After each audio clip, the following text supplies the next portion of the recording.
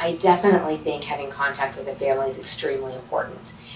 I think that because it can really help put a prospective birth parent's fears at ease by getting to know the family who will be adopting their child. I think that being able to get to know, about their personality, get to know, where they come from, what their life is like, can all help be able to help that woman envision what type of life her child's going to have. I think that email is important.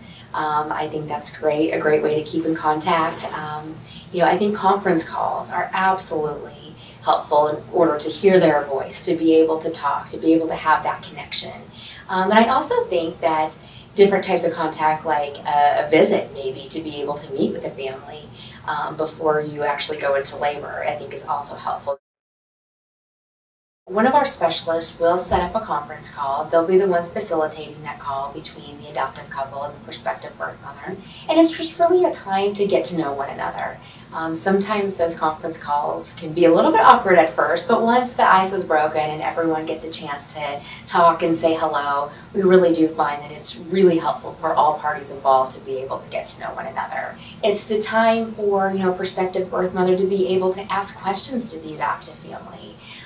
Yes, they get to see their profile, and that's how they select a family, but this is their opportunity to say, hey, I saw this in your profile, I want to learn more about this, or tell me more about these hobbies, tell me more about these interests. It's really a nice way to be able to get to know one another, and it can last 15 minutes, it could last an hour, just depending on how things are going.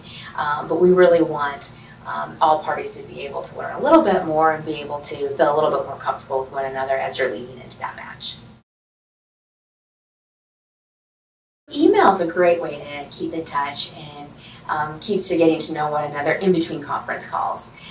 We find that email is something that you can check at your own convenience and really kind of take your time and answer questions that might come up from the adoptive couple. I think it's just a great way to update one another on, hey, this is what's going on, or hey, I was just thinking about you, or it's just a nice way to be able to continue to stay in contact and build that relationship without feeling like you have to make that time and schedule for everybody to get on the phone call and find a time that works for everybody. It's just a very easy, convenient way to ask questions and continue that conversation.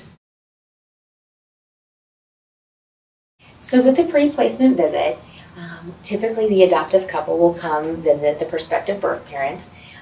Usually it's some type of activity that they're doing, like maybe meeting for dinner or maybe touring the hospital or even going to a doctor's appointment. I feel it's really helpful to be able to have this visit, be able to meet before meeting the prospective birth mother in labor. And that way it puts everybody's fears and concerns at ease, and you can kind of get those pre-meeting jitters out of the way rather than meeting for the first time at the hospital.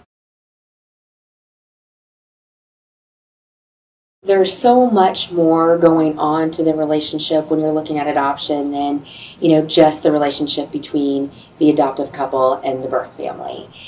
You really have to think about, that child down the road and asking questions about their birth family, because they will absolutely have questions about, where they came from and questions about their birth mothers, even if it's something simple as if, where do I get my blue eyes from? Where do I get my blonde hair from? And being able to have those questions answered can really help the child, as they're moving forward with their identity, with who they are, with why, they have been adopted, and really what that incredible relationship, really looks like.